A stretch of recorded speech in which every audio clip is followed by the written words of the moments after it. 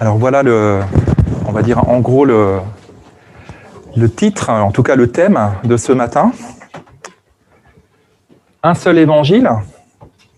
Posons-nous la question. Quelqu'un nous pose la question. Oui, une fois pour toutes. Une fois, FOI, et une fois pour toutes, un seul évangile.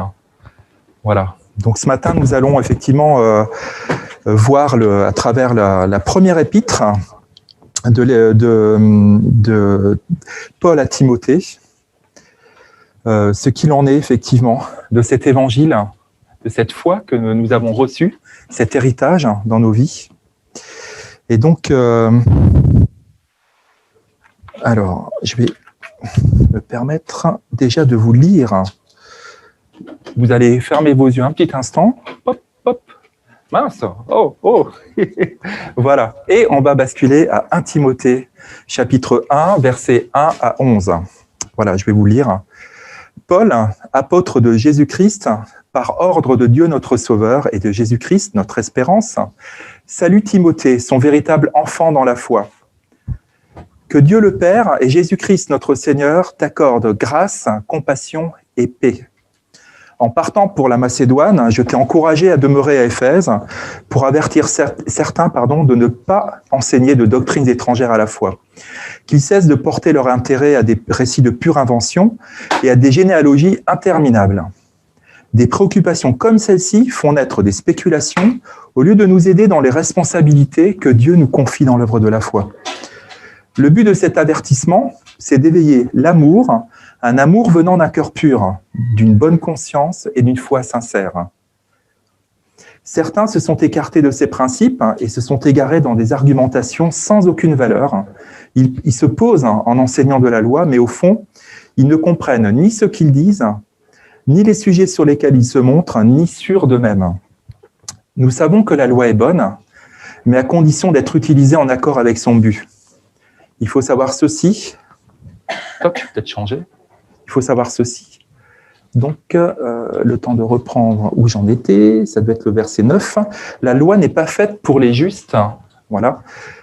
La loi n'est pas faite pour les justes, mais pour les malfaiteurs et les rebelles, pour les gens qui méprisent Dieu et les pécheurs, pour ceux qui n'ont ni respect ni scrupule à l'égard de ce qui est sacré, ceux qui tueraient père et mère, les assassins, les débauchés, les homosexuels, les marchands d'esclaves, les menteurs, les gens sans parole et d'une manière générale, pour tous ceux qui commettent des actions contraires à l'enseignement saint que vous avez reçu.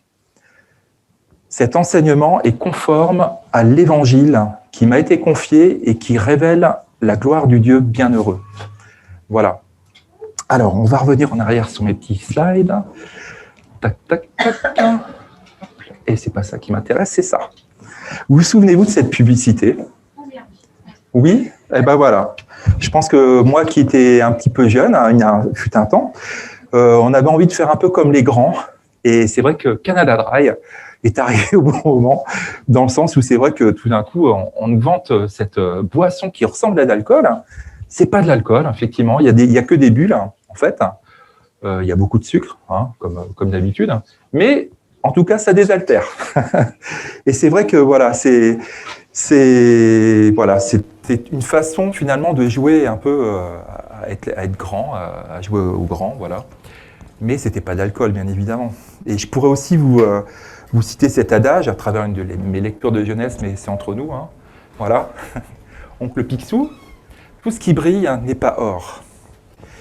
Et voilà où je voudrais vous emmener ce matin. Donc vous avez peut-être un petit peu compris après la lecture de cette première épître, en tout cas du premier chapitre, qu'effectivement, imaginons si Paul devait revenir, en tout cas s'il avait un moyen, une petite fenêtre là qui lui permettait de contempler notre 21e siècle, notre brillante société du 21e siècle, plus précisément, on va dire, du monde chrétien, de nos églises contemporaines.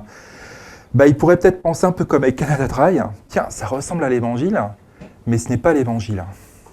Voilà. Il aurait pu dire aussi comme l'Ecclésiaste, rien de nouveau sous le soleil, quoi. Hein. Et nous, par contre, qui avons un jour entendu la bonne nouvelle, l'évangile, à l'église de nos parents peut-être, à l'école du dimanche, au catéchisme, ce qui était pour ma part, au groupe de jeunes, un pasteur, un prêtre, ou lors d'une rencontre inopinée avec quelqu'un qui vous a tendu de manière un peu fébrile à un évangile, pour oser vous parler de Jésus, finalement, tout est parti de là, de ce que vous avez entendu. Donc là, je vais passer ce que nous avons lu, évidemment. Voilà. Ainsi, la foi vient de ce qu'on entend, et ce qu'on entend vient de la parole de Christ. Aujourd'hui, en plus de l'Église locale, de son enseignement, des prédications dimanche après dimanche, des groupes de maison, de prières, on a ITA également, nous avons aussi Internet à la maison. Et disons-le, c'est vrai, nos smartphones, là on en a une belle image, ou nos ordinateurs, nous donnent accès, comme jamais auparavant dans toute l'histoire de l'Église avec un grand E, à une multitude de supports, d'enseignements en ligne, de webinaires dispensés par des prédicateurs, des spécialistes, des théologiens plus ou moins connus ou plus ou moins reconnus, lorsqu'il ne s'agit pas tout simplement de blogs de particuliers ou de chaînes YouTube tenues par des églises de toutes dénominations. Donc c'est un peu comme quelque part si nous bénéficions, je dirais, d'une église virtuelle, en tout cas d'une opportunité de nous nourrir à gogo et un peu de nous servir, je dirais, à la manière d'un buffet à déguster depuis son canapé. Voilà. Alors c'est vrai qu'entre nos préférences et nos goûts, entre tradition et toute l'attitude, on a tout ce qu'il nous faut. Mais comment être sûr que ce que nous lisons, regardons, entendons, ce qui paraît au départ comme une noble recherche pour connaître Dieu, ne nous conduisent pas vers des enseignements que nous voudrions davantage en accord avec nos attentes personnelles quant à la foi, quant à notre foi, et dans notre façon de percevoir Dieu, la société. Alors serions-nous en quête, consciemment ou non, de trouver celui ou celle dont les enseignements plutôt audacieux, attractifs, mettraient en lumière un évangile un peu plus dans l'air du temps? Alors au fond, cherchons-nous peut-être encore notre place de chrétien dans ce monde, mais sans les vicissitudes, entre guillemets, je dirais, de la foi. Voilà, c'est une question. Mais c'est vrai que depuis la chute d'Éden, d'Adam et Ève, en passant par les églises des premiers chrétiens, et jusqu'à aujourd'hui, les mêmes pièges des hommes, les mêmes ruses du diable nous guettent, hors et au sein de l'Église de Dieu. Alors c'est vrai que ce matin, je voudrais m'efforcer à travers les recommandations faites par Paul à Timothée, qui était son précieux collaborateur et son enfant dans la foi, à mieux saisir ensemble l'importance vitale de l'enseignement que nous recevons. Et c'est vrai que l'enseignement de la parole de Dieu au début de l'Église primitive devient très vite la priorité numéro 1. Après la Pentecôte, les premiers disciples, poussés par l'Esprit de Dieu, ont suivi l'ordre de Jésus. Voilà. Allez, faites de toutes les nations des disciples, les baptisant au nom du Père, du Fils et du Saint-Esprit, et enseignez-leur à observer tout ce que je leur ai prescrit. Et voici, je suis avec vous tous les jours jusqu'à la fin du monde. Donc notez, là, j'ai mis un petit peu de jaune, j'aime bien le jaune, le vert, donc vous verrez. Enseignez-leur à observer tout ce que je leur ai prescrit. Et c'est vrai que l'apôtre Paul va constater au cours de ses voyages itinérants que rapidement, il va falloir aussi lutter contre des tentatives d'adaptation, alors aux traditions juives d'un côté, par exemple, et puis il y a aussi des courants de pensée grecs, philosophiques, divers et influents, sans compter également les traditions païennes notables qui persistaient. Et à ce sujet, concernant ces faux docteurs, ces enseignements, saviez-vous, et moi je l'ai appris en écrivant ce message, que 22 des 27 livres que compte le Nouveau Testament contiennent des mises en garde, 22 sur 27, des mises en garde contre les fausses doctrines, les enseignements, prophètes et docteurs dans l'Église de Dieu. Et Jésus lui-même, si je puis me permettre, a été un peu un lanceur d'alerte aussi à ce sujet, puisque lui-même a dit « Gardez-vous des faux prophètes, lorsqu'ils vous abordent, ils se donnent l'apparence d'agneaux, mais en réalité ce sont des bêtes féroces. » Alors c'est vrai que c'est un peu violent ce que dit Jésus, mais nous pouvons le comprendre. Nous pouvons le comprendre pourquoi effectivement un tel avertissement, nous allons le comprendre. Alors c'est vrai que partout le constat est le même. Éphèse n'est qu'un exemple, une minorité de chrétiens qui enseignent des doctrines étrangères à la foi. On va y trouver pêle-mêle un savant mélange de récits de pure fiction, comme nous dit la parole, de spéculation autour de généalogies comme celle du livre de la Genèse, concernant les origines et les descendants des patriarches. Et Paul va également évoquer à plusieurs reprises un mouvement appelé le gnosticisme, dans plusieurs de ses épîtres, alors notamment dans 1 Timothée 4 et verset 6, si vous voulez les lire, vous verrez ça plus tard. Mais retenons en gros que ce mouvement, infiltré minoritairement dans les premières communautés chrétiennes au temps de Paul, s'est véritablement répandu à partir du IIe siècle de notre ère. Et du grec gnosis, qui veut dire en fait connaissance, la connaissance. Le gnosticisme pourrait se résumer en gros à intellectualiser la foi en Dieu sous forme de spéculation, de discussion, d'argumentation métaphysique. Et ce courant semble avoir pris naissance en Syrie, en Asie mineure, région d'Éphèse, Colosse, pour ensuite rapidement se diffuser dans tout le monde chrétien. Et c'est vrai qu'en Asie mineure, le gnosticisme auquel va faire face Paul peut se résumer en gros à encore une fois, une croyance mêlant rédemption du monde à des spéculations plutôt cosmologiques qui en feront une philosophie compliquée. Et c'est vrai que Dieu est considéré finalement comme éloigné du monde actuel. Et pour exercer une action sur ce monde et le sauver, il faudra recourir à une série d'intermédiaires de plus ou moins nombreux. Et c'est vrai que la foi, du coup, va laisser la place à la nécessité d'accéder à cette fameuse connaissance qui sera assaisonnée d'une bonne dose, disons-le aussi, de morale ascétique, ritualiste, formaliste. Bref, voilà de quoi influencer à l'époque de nombreuses églises, dont celle d'Éphèse. Alors, voilà un peu Éphèse. Vous êtes ici. C'est vrai que va faire Paul ? C'est vrai que tout d'abord, l'enseignement solide que Paul a donné à Timothée va lui donner toute légitimité afin de le solliciter, à pouvoir le représenter en son absence à Éphèse. Et Paul venant d'être libéré à ce moment-là de sa première captivité romaine, donc c'est véritablement, il était en Macédoine, donc Timothée était vraiment la bonne personne au bon moment à envoyer là-bas, donc à Éphèse. Et au chapitre 3 de 1 Timothée, versets 14 et 15, chapitre 3 d'1 Timothée, Paul va résumer ainsi l'objet de ses lettres. Je crois que je l'ai là. « Je t'écris cependant tout cela, afin que si ma venue devait être retardée, tu saches en attendant comment on doit se comporter dans la famille de Dieu, c'est-à-dire dans l'église du Dieu vivant. Cette église est une colonne qui rappelle la vérité, un lieu où elle est fermement établie. » Alors retenons effectivement les qualifications données par Paul à l'église. La famille de Dieu d'abord, c'est-à-dire l'église du Dieu vivant, et ensuite l'église qui est une colonne qui rappelle la vérité, qui est aussi un lieu où elle est fermement établie. Donc l'église est ainsi la famille du Dieu vivant, à laquelle nous appartenons. Elle est aussi une colonne, cette fameuse colonne qui rappelle la vérité, un lieu donc où elle est fermement établie, dont nous sommes aussi les pierres vivantes et agissantes.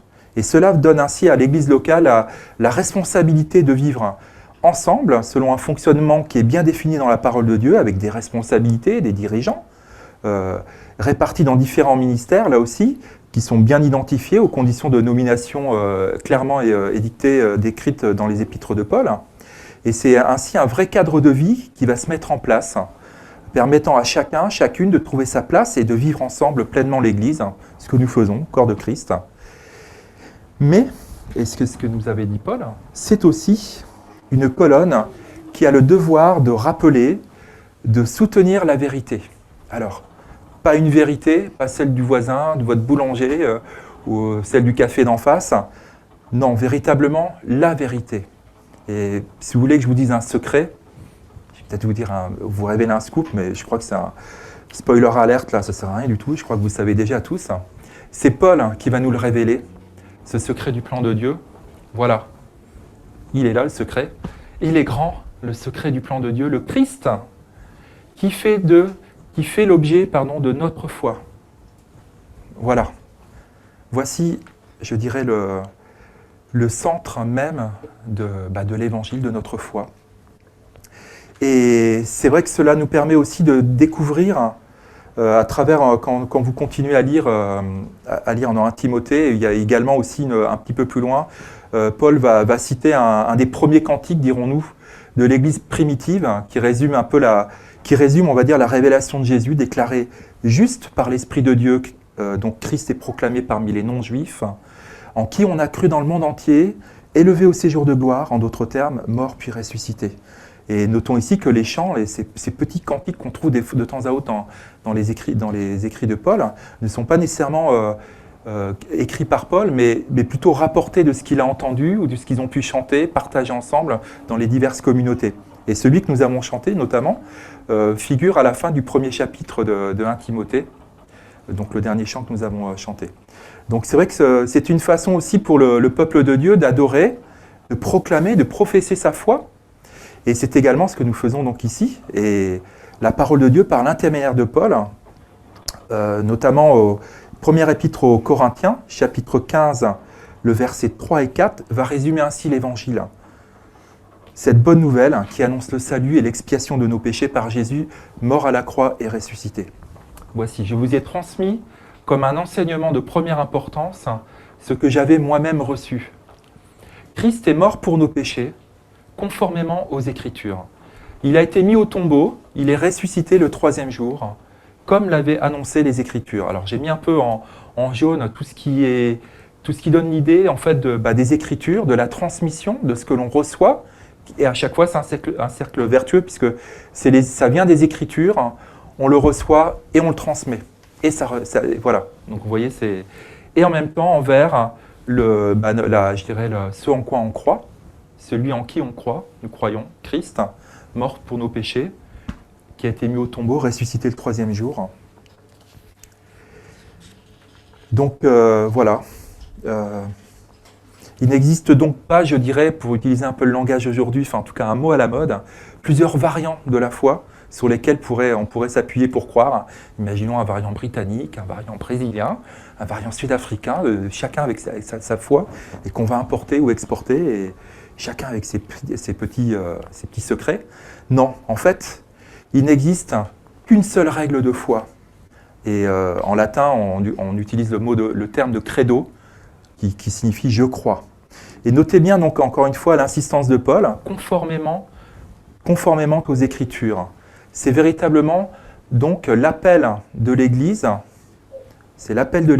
que d'enseigner l'unique objet de notre foi, Christ, comme cet enseignement de première importance, pour reprendre les termes de Paul, afin d'éviter, nous l'avons lu, toute doctrine infondée, humaine, voire démoniaque, qui détournerait une partie de la famille de Dieu de cette colonne qui rappelle la vérité et qui est révélée en Christ seul. Donc ce qui va nous amener au verset 5, je crois, voilà, le verset 5, qui va nous permettre de revoir les motivations qui doivent habiter tout enseignement de la vérité de Christ. Le but de cet avertissement, écrit Paul, est d'éveiller l'amour, un amour venant d'un cœur pur, d'une bonne conscience et d'une foi sincère. Alors, il ne peut vraiment en être autrement. Cet amour, cette charité manifestée, du grec agapé, j'ai écrit en haut là-bas, qui évoque donc la miséricorde, la pitié, qui enjoint le pardon envers la personne coupable. Et cette charité, c'est celle qui va motiver Paul, j'ai mis un peu là, 1 Corinthiens 13, qui va motiver Paul, effectivement, parce qu'effectivement, grâce à cette médiation de Timothée, Timothée va pouvoir les ramener au cœur de l'Évangile, motivé par cet amour, cette bonne nouvelle que Christ a payé de sa vie pour les sauver. Ils sont rachetés du péché, réconciliés avec Dieu par le sang versé à la croix, leur offrant par sa résurrection l'espérance, pour qu'ils vivent ainsi éternellement avec lui dans le royaume de Dieu, ni plus ni moins. Voilà le message de l'Évangile. Et aimer Dieu, c'est aussi manifester avec un cœur pur son amour envers les croyants et envers le monde. Ainsi, c'est vrai que si ma vie intérieure avec le Seigneur est obscurcie, mon cœur était tiraillé par d'autres, motivations, il me sera bien difficile d'aimer mon prochain comme Christ a aimé. Et d'où la nécessité, ce qu'ajoute Paul, d'être animé par une bonne conscience. Autrement dit, demeurer dans la paix de Dieu offerte par Christ, réconcilié avec lui, mais aussi avec mon prochain, mon frère, ma sœur, et que cet amour soit inspiré d'une foi sincère, littéralement du grec, je l'ai noté en bas, anhypokritos, j'aime bien ce mot-là, il est plutôt sympa, anhypokritos, qui veut dire non hypocrite, voilà, qui autrement dit sans détour et sans masque, voilà. Donc Nous allons poursuivre avec le verset 6, qui est proposé là dans la version Louis II. Voilà. Quelques-uns, s'étant détournés de ces choses, se sont égarés dans de vains discours. Alors, quelques-uns là, qui se sont égarés dans de vains discours, détournés de ces choses. Alors les mots choisis par Paul, voilà, je vous les ai présentés ici, sont assez forts dans le sens où ils vont nous permettre un peu de décrire la condition de ces quelques-uns qui sont écartés des principes de l'amour de Dieu. Donc détourner, du grec astocheo, on prend vraiment des cours de grec ce matin. Hein. Ce verbe signifie littéralement mal viser la cible, donc, ou rater la cible. Et égarer, du grec ektrepo, littéralement, ils se sont écartés du bon chemin. Et voilà, donc ça donne un peu, on va dire, l'idée de l'état d'âme un peu de ces pseudo-enseignants qui, effectivement, versaient beaucoup de choses, malheureusement, à l'encontre de l'Évangile et qui détournaient les premiers chrétiens, en tout cas à Éphèse, de la vérité de l'Évangile de Dieu. Et donc, voilà. Est-ce qu'il y avait un premier sens, effectivement, par rapport au fait de ceux qui ont mal visé la cible, raté la cible. C'est vrai que beaucoup disent qu'en fait, c'est pas tant qu'ils aient essayé d'atteindre les choses, en tout cas les bonnes choses de Dieu, mais au pire, ils n'auraient même pas visé du tout, en fait. C'est-à-dire qu'en gros, ces pseudo-docteurs ou enseignants ont plutôt vraiment proposé directement, sans chercher à comprendre davantage, leur propre point de vue, leur propre croyance auprès des Éphésiens. Donc c'est ce que peut évoquer en fait ce terme d'astocheo, donc détourné. Donc la prédication finalement, l'enseignement de ces quelques-uns va devenir au final, pour les Éphésiens, sans objet, inutile, et au point d'ignorer finalement le vrai enseignement de l'Évangile, de la grâce qui seule produit du bon fruit. Aimer Dieu, avoir un cœur pur, animé par une bonne conscience. Alors Paul, quelque part, ne nous fournit-il pas aussi ici une façon de tester, de me tester, pourquoi pas, de discerner tout enseignement inspiré de Dieu ou d'une fausse doctrine, à savoir si l'enseignement reçu va-t-il produire ses résultats, énoncés au verset 5, qu'on a lu précédemment. Donc voilà. Et on va continuer effectivement, parce que c'est vrai que Timothée, il n'est pas au bout de ses peines. Il va devoir également rappeler à certains chrétiens judaïsants d'Éphèse la vérité sur la loi de Moïse, confortée par l'enseignement de Paul. Alors c'est vrai que la loi de Moïse, en effet, elle, on sait qu'elle ne saurait être remise en question, dès lors que, comme Paul le disait dans Romains 7, au verset 12 et 14, donc la loi est sainte et le commandement est saint, juste et bon. Ajoutant au verset 14, nous savons que la loi a été inspirée par l'Esprit de Dieu. Donc les premières églises s'appuyaient sur les livres en effet de l'Ancien Testament, de la Torah, donc il y avait la loi de Moïse, les 10 commandements, et c'est vrai qu'ils étaient également, bien évidemment, ils avaient aussi, à la lumière de la vie et de l'enseignement de Jésus également, ils avaient une transmission orale, puis après écrite, par les épîtres notamment de Paul et des évangiles. Ils ont pu effectivement ensuite, au fur et à mesure, on va dire, nourrir leur foi avec la parole de Dieu. Voilà. Mais c'est vrai que certains, parmi la communauté d'Éphèse, ne faisaient pas un usage légitime de la loi. Ils ne comprenaient toujours pas, ou pas toujours, je dirais plutôt, pourquoi Dieu avait donné cette loi, ces 10 commandements, ou alors quelle place lui attribuer en tant que chrétien né de nouveau. À l'époque où on n'avait pas encore notre Nouveau Testament, on avait la Torah, on avait la loi, et on avait effectivement les enseignements de Jésus qui nous avaient été transmis oralement, puis plus tard et par écrit. Mais au début, comment effectivement faire une connexion avec cela. Et c'est vrai que certains d'entre eux, donc notamment les Juifs, et effectivement au début, c'était une église qui était composée de Juifs et de Grecs convertis à Christ, mais c'est vrai que certains prônaient, souvenez-vous, le maintien de certains rituels, comme la circoncision, ou alors ils disaient que la foi en Christ ne suffisait pas au salut, tout simplement, et qu'il était par conséquent nécessaire d'observer la loi de Moïse comme étant une règle de vie du croyant. Alors dans Romains 3, versets 19 et 20, Je ne sais pas si je l'ai là. Attendez, hop. Je l'ai peut-être éteinte ou pas? Voilà. Alors, je ne l'ai pas là, c'est pas grave. Je vais vous le lire. Donc, dans Romains 3, versets 19 et 20, Paul expliquait déjà à la communauté italienne que la loi n'a finalement jamais été donnée comme un moyen de salut, mais qu'elle révélait simplement notre condition de pécheur. Donc, je lis, Or, nous savons que tout ce que dit la loi, elle le dit à ceux qui sont sous la loi, afin que toute bouche soit fermée, que tout le monde soit reconnu coupable devant Dieu. Car nul ne sera justifié devant lui par les œuvres de la loi, puisque c'est par la loi que vient la connaissance du péché.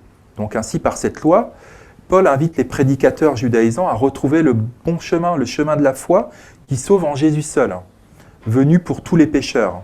Et c'est vrai que nous pouvons lire la liste énumérée par Paul au verset 9 à 10. Alors voilà, il faut savoir ceci. La loi n'est pas faite pour les justes, mais par les malfaiteurs et les rebelles, pour les gens qui méprisent Dieu et les pécheurs, pour ceux qui n'ont ni respect ni scrupule à l'égard de ce qui est sacré, ceux qui tueraient père et mère, les assassins, les débauchés, les homosexuels, les marchands d'esclaves, les menteurs, les gens sans parole et, d'une manière générale, pour tous ceux qui commettent des actions contraires à l'enseignement saint que vous avez reçu. Donc là, je dirais quelque part, on a une sorte de synthèse de toute l'humanité. Je ne sais pas ce que vous en pensez, mais bon, moi je suis dedans, quelque part. Je veux dire, on n'est pas parfait, donc je n'ai pas honte de dire que voilà, la liste est crue et rude, mais c'est effectivement, voilà, je me reconnais coupable à la base, un peu comme finalement les Juifs avant Jésus, qui ne connaissaient que cette loi et à laquelle ils étaient astreints d'obéir. Et c'est vrai qu'encore une fois, la loi n'a pas pour vertu de nous sauver. Les 10 commandements, c'est encore moins une règle de vie. La loi va en effet produire en nous une conviction de péché. Elle n'est pas faite pour le juste. Et qui est le juste finalement? C'est le chrétien. Le chrétien qui, lui, est sauvé par sa foi en la grâce de Dieu et qui n'a pas besoin de vivre sous la loi des 10 commandements ou de faire des 10 commandements la voie par excellence qui mène une vie sainte dans la piété. C'est l'amour pour le Sauveur, mort à la croix, pour expier nos péchés, qui va inspirer le chrétien à la sainteté et à la piété. Alors, je vous ai fait un petit résumé là.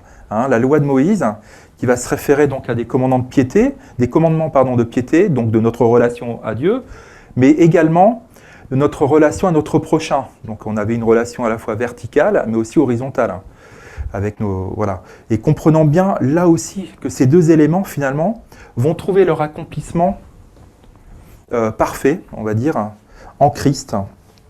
Parce que, effectivement, Christ était à la fois homme, à la fois Dieu, et le seul, effectivement, qui, pour lui, les 10 commandements, il les avait dans la poche, parce qu'il était vraiment parfait. Il était fils de Dieu, il est fils de Dieu. Donc c'est vrai que pour nous, les hommes, ou humains en tout cas, c'était à faire pour les Juifs, mais en même temps, j'oserais dire, impossible à faire. Et la loi, c'est vrai, nous rappelle ce devoir d'obéissance aux 10 commandements, parce qu'effectivement, nous sommes pécheurs et coupables, et que cette loi, nous, finalement, évoque aussi la sainteté de Dieu, que nous ne pouvons pas atteindre, mais en même temps, c'est une aspiration qui va nous motiver. Donc c'était effectivement à l'époque aussi une règle de vie pour les Juifs. Mais voilà, Christ a tout accompli à travers la croix. Et nous pouvons effectivement nous souvenir de ce passage dans Matthieu 19. Donc je l'ai écrit, mais je vais vous le lire rapidement. Souvenons-nous de ce jeune homme riche qui considérait, qui observait tous les commandements pour être bon. Voilà, il disait, moi, je pense que je suis plutôt un peu supérieur à la moyenne. Certes, je suis riche, mais en plus, voilà, je suis vraiment plutôt pas mal, plutôt bon. Et pour autant, c'est vrai que Jésus va lui dire que pour sa perfection, il devra vendre toutes ses possessions afin de donner tout le produit de sa vente aux pauvres. Et là, que croyez-vous qu'il arriva? Le jeune homme est reparti vraiment triste et complètement défait, Et il ne s'attendait pas nécessairement à ce palier supplémentaire dans sa vie. Et c'est vrai que Les disciples eux-mêmes ont été surpris et étonnés, c'est ce que nous dit la parole, de ce que quelque part la barre ait été aussi haute pour ce jeune homme riche. Et du coup, ils demandèrent à Jésus, mais qui peut donc être sauvé? Voilà, j'ai mis ici ce verset. Jésus les regarda et leur dit, aux hommes cela est impossible, mais à Dieu tout est possible. Et c'est là où quelque part la loi peut s'accomplir à travers Jésus. En tout cas, notre salut peut être accompli à travers Jésus, à travers son sacrifice, mourant pour nos péchés, pour tout ce que nous ne sommes pas capables de tenir. Lui, à la croix, qui était parfait, a souffert pour nous. Donc, en Christ, effectivement, nous allons trouver le chemin, la vérité, la vie, c'est ce que Jésus lui-même a dit. Nos œuvres, notre comportement de vie, aussi irréprochable soit-il, ne sauraient nous sauver. Mais c'est parce que Christ seul sauve que nous pouvons non seulement marcher en nouveauté de vie, en nous laissant transformer par l'Esprit de Dieu dans sa volonté, mais également aussi faire de bonnes œuvres, des œuvres de justice bonnes, et produire ainsi du fruit. Donc voilà où je voulais en venir.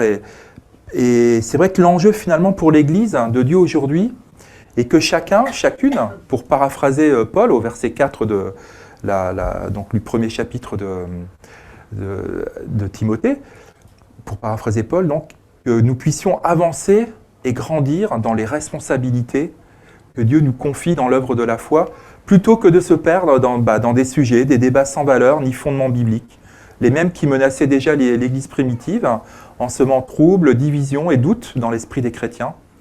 Donc tout cela est effectivement une perte de temps, d'énergie et nous éloigne de l'essentiel. Donc c'est vrai que nous connaissons le plan révélé, nous en avons parlé, le plan révélé de la rédemption, conçu par Dieu et non par les hommes. Il n'y a rien à ôter, il n'y a rien à retrancher. Comme Paul et Timothée avec Éphèse, il est primordial, par le ministère de l'enseignement dans l'Église, de Dieu donc, de s'attacher en effet au vrai fondement de la foi chrétienne, afin qu'il devienne une bénédiction pour les hommes et continue d'inspirer en effet, de renforcer la foi et la confiance en Dieu en lieu et place de nos doutes. Alors c'est pour ça que ce matin, je vous ai fait un peu de révision, on va dire quelque part. C'est jamais inutile de nous rappeler ces fondamentaux quelque part que les Éphésiens commençaient à négliger ou ils commençaient à s'en écarter parce que précisément nous avions des enseignants plutôt talentueux certainement, mais qui commençaient véritablement à semer le trouble dans l'Église. Et c'est vrai que, notre société aujourd'hui, elle pèse de tout son poids dans les questions de justice, les problèmes sociétaux, environnementaux même, au point même de frapper à la porte de nos églises, aux portes de nos églises, et de nous interpeller. Et vous pensez quoi, vous il y a ça, vous pensez quoi? Et c'est vrai que non pas que ce soit mal, au contraire, je pense que c'est effectivement tout à fait pertinent de se poser les mêmes questions. Mais en même temps, parce que c'est vrai que Dieu place son Église au cœur du village, au cœur de la ville et du monde pour porter l'amour, la foi, l'espérance de Christ à notre prochain. Et l'Évangile, effectivement, doit demeurer. L'Évangile doit demeurer comme un phare dans la nuit. J'aime beaucoup cette image du phare dans la nuit. Pour nos concitoyens. Et je crois que véritablement, c'est ce que nous représentons dans cette société. Ce repère, cette balise qui fait que quand vous êtes dans le noir total, il y a la petite lumière au bout là-bas qui va vous mener à bon port. Et c'est ce que l'Église est aujourd'hui pour la société. N'ayons pas peur ni de le dire, ni de le penser. Je veux dire, n'ayons pas honte de l'Évangile. Donc n'oublions pas encore une fois ces 22 références dans la parole de Dieu, dans le Nouveau Testament, qui nous mettent en garde, comme ici dans 1 Timothée, donc chapitre 4, versets 1 à 3, j'avais noté, plusieurs se détourneront de la foi. Attendez, je l'ai mis, je crois. Je crois que j'ai peut-être zappé ce... Ouais, je l'ai zappé, c'est pas grave. Plusieurs se détourneront de la foi parce qu'ils s'attacheront à des esprits trompeurs et à des doctrines inspirées par des démons. Ils seront séduits par l'hypocrisie de prédicateurs, de mensonges donc, dont la conscience est comme marquée au fer rouge. Ils interdiront le mariage, exigeront que l'on s'abstienne de certains aliments, alors que Dieu a créé toutes choses pour les croyants. Ceux qui connaissent la vérité en jouissent avec reconnaissance. Alors oui, Plusieurs renieront l'évangile de Christ ou seront séduits par des enseignements empreints de la sagesse de ce monde. Et c'est vrai qu'aujourd'hui, on a, je citais, ça m'est venu, mais c'est vrai, là, on a la cancel culture. Je sais pas si bon, je dis un peu à la française, la cancel culture. C'est un peu une nouvelle mouvance qui est en marge d'arriver en France, si ce n'est pas déjà fait, dans laquelle finalement c'est tout facile. On a une histoire de l'humanité et on va gommer finalement tout ce qui nous gêne. On va gommer, on va effacer les personnages historiques, alors en bien ou en mal, on va gommer, on va les ignorer, de telle sorte, quelque part, on vivra peut-être mieux. Mais c'est aussi, qui sait, si un jour, ils ne vont pas avoir envie non plus de réécrire l'histoire de Dieu, de réécrire la Bible. Donc c'est vrai qu'il y a aussi une soif dans cette société, une soif légitime de justice sociale au cœur de bien des inégalités que nous pouvons vivre quotidiennement, que ce soit personnellement ou de manière collective. Effectivement, ce n'est pas un monde parfait, mais pour autant, c'est là où il nous faut vraiment la sagesse de Dieu, non pas la sagesse des hommes, mais la sagesse de Dieu pour prier et agir avec vigilance. C'est-à-dire que Dieu nous demande effectivement de nous positionner. Il y a effectivement on va dire des sujets, des choses qui sont dignes d'être défendues, voilà. Mais en même temps, voilà, il y a aussi des choses sur lesquelles voyons ce que dit la parole de Dieu, tout simplement, quant à certains combats. Et c'est vrai que certains enseignements, prédicateurs sur le net, et dans la presse chrétienne aussi, vont proposer, et c'est déjà fait, je vois que ça commence à gagner du terrain de plus en plus, il y a une sorte d'évangile dévoyé, de la parole évangélique, où Jésus devient un Christ universel, inclusif, ouais, il accueille tout le monde, ça c'est vrai, mais voilà, en plus il est capable de réconcilier par amour toute l'humanité avec Dieu et elle-même, avec l'humanité, donc l'humanité avec elle-même. Donc aujourd'hui encore, effectivement, le constat est là. Certains se détournent et d'autres s'égarent. Souvenez-vous de ces deux termes. Et c'est ce qui arrive à Éphèse, arrive encore, et d'autant plus encore aujourd'hui. Et c'est vrai que j'oserais dire aussi que la jeune génération, je parle de mes enfants notamment, mais des vôtres, dites des milléniums, Camille, tu n'es pas dedans, est visée. C'est vrai qu'on a quelque part... on peut s'inquiéter aussi, on a le droit de s'inquiéter pour eux parce qu'on a une société qui de plus en plus veut pousser les églises à ce que les églises finalement ressemblent à la société, vous voyez, à ce que finalement on puisse inclure tout le monde et laisser de côté tout ce que la parole de Dieu, en tout cas certains passages qui gênent. Donc c'est vrai que la parole de Dieu va peut-être gêner certains, le mot péché va devenir un concept dépassé, il va devenir plus pratique de considérer la Bible comme un livre écrit par des hommes qui parlent de Dieu. Bref, une morale qui sera humaine, donc faillible au final, où Dieu n'a plus ni autorité, ni souveraineté. Alors, la question que je nous pose ce matin, à travers cet aperçu là, de ce qui se passait à Éphèse, c'est quel évangile avons-nous décidé de suivre ? À quel évangile avons-nous décidé d'être fidèles ? Sommes-nous prêts pour nos familles, pour l'Église et la cause de ce monde ?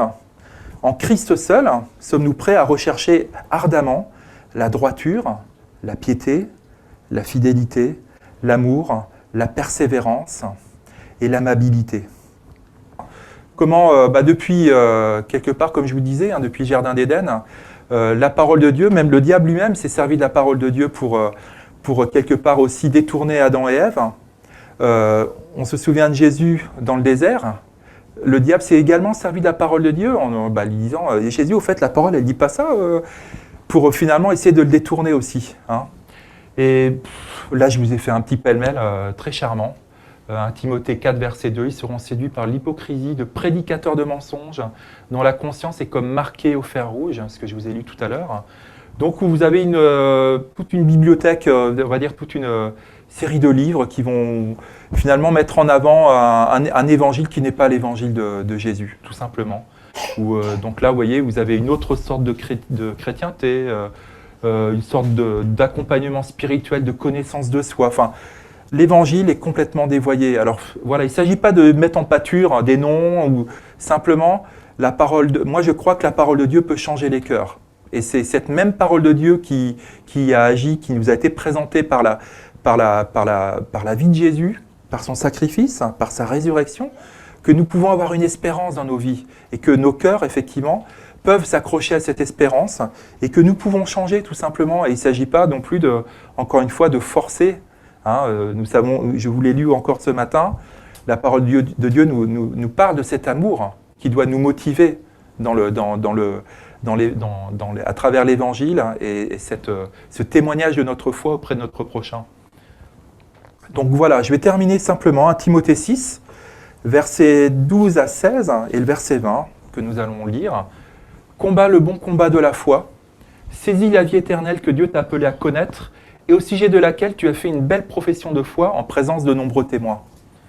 Je t'adjure solennellement devant Dieu, source de toute vie, et devant Jésus-Christ, qui a rendu témoignage devant Ponce Pilate, par une belle profession de foi. Observe ce commandement de façon pure et irréprochable, jusqu'à l'apparition de notre Seigneur Jésus-Christ, que suscitera au moment fixé celui qui est... » Voilà, 1 Timothée 6, donc, verset 20. Donc il est, Jésus, le bienheureux, l'unique souverain, le roi des rois, le Seigneur des seigneurs. Lui seul est immortel, nous l'avons chanté ce matin. Sa demeure est bâtie au sein de la lumière inaccessible à tous. Nul parmi les humains ne l'a vu de ses yeux et aucun ne peut le voir. À lui soit à jamais l'honneur et la puissance. Amen. Et le verset 20, c'était pour une recommandation pour Timothée, mais qui est également encore plus pour nous aujourd'hui. Garde intact, Timothée, garde intact ce qui t'a été confié. Qu'est-ce qui nous a été confié? Qu'est-ce qui lui a été confié? C'est cet enseignement, cette parole de Dieu, cet évangile qui sauve, cet évangile de vie. Évite les discours creux et les arguments de ce que l'on appelle à tort la connaissance, car ils sont contraires à la foi. Pour s'y être attachés, plusieurs se sont égarés très loin de la foi. Et enfin, que la grâce de Dieu soit avec vous.